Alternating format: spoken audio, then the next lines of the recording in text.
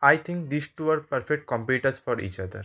Not only because they bring the same type of two sensor camera setup, but also the display size and some other aspect make them perfect competitor if someone are confused between these two phones.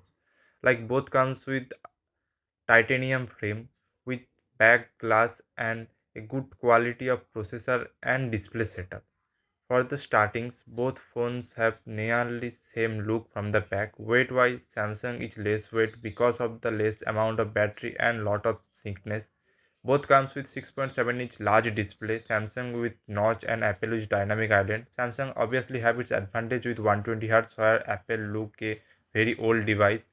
Display brightness? No. Actually, the number does not matter. Both are equally bright in outdoor and you have no complaint with them. But if you want, then obviously you can check the full spec here. Feel free to pause the video and read whatever you like to know. Rest the display after is the speakers. Samsung have dual speaker with more clearness while Apple has more bass and much more crunchy vibes. The phones both have basic IP rating and wireless charging support. Camera wise, the Samsung have 200 megapixel main while the Apple have 48 megapixel main. Don't go to the numbers, both click decent photos, it's all up to you which color you like. Both have a secondary ultra wide lens with 12 megapixel. The selfie is also same 12 megapixel in both, but again which color you like depends up to you. Next up is the RAM and ROM. Both phones have some latest and greatest processors like Samsung with 8 Elite made for Galaxy and Apple with A18 Bionic. Both have great RAM and ROM storage, but Samsung has greater option with 12 GB and 256 GB at the base. Both perform extremely well in gaming and day-to-day life, but Samsung lacks in gaming because of the small battery capacity, so for long session it might make you worry. Rest if you are thinking about the numbers in different scores. So in Geekbench, Samsung nearly perform equal to the Apple, but in multi-core Samsung outperform Apple. In 3D Mark stress, the highest loops are always in favor of Samsung, where the lowest loops are equally same.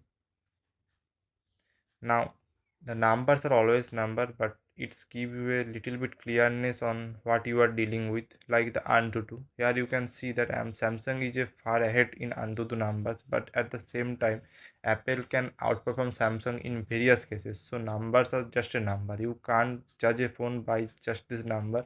In day-to-day life, there will be no problem. In gaming, no issue, but again the same problem comes. Samsung is a thin phone, so you might get some heating issue and a less battery life because the Samsung only comes with a 3900 milliamp battery while Apple's battery capacity is greater, it's 4600 nearly, and the charging speeds is always a different story about both of them.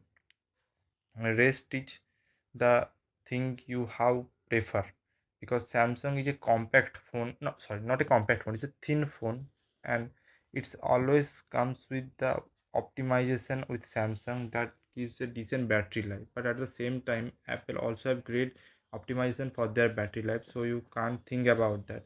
And also Apple's have a great advantage with 60 Hz display that makes it less battery consuming than the Samsung. At the same time, there are some defined features on both of them, so you have to consider that in your mind that which is your main purpose of choosing this phone. Both are clearly flagships with a big price point, but none of them can disappoint you if you choose any of them. The UI is totally different. Samsung come with Android 15 based One UI 7, where the Apple come with iOS on based on iOS 18.5. Both give you the same 7 and 7 years of security and software updates. The software features are completely different and have some similarities, but experience is totally Mount Everest and Mariana Trench like.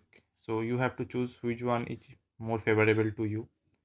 The charging speed on both phones are not clear, where the Samsung have 25-watt wired charging, Apple's wired charging is not clear yet. On the other hand, Apple have a faster wireless charging with 25 watts, but Samsung does not have that much fasting with 15 watts wireless charging. Apple also have the MagSafe features, but Samsung comes with compatibility of G2 wireless charging. Rest, both phones are good. It's up to you which you prefer more, which is you are more comfortable with. For me, it's a clear answer that if you like to have a Android phone with slim experience, you are not in hardcore gaming, just one casual gaming for some time. Have no problem with the telephoto lens and low battery range. If you are comfortable with all of this, you can definitely go with Samsung. It gives a great experience, whereas Apple is Apple. I never think that a new Apple, especially the plus model, is good value for money. But if you don't want to spend in previous year phones, then I will suggest go to the base iOS Apple iPhone 16, not go to the iPhone 16 plus, or spend some more or get the 16 Pro. Rest is up to you. Let me know in the comment what do you think. Have a nice day. Make sure to like, share and subscribe.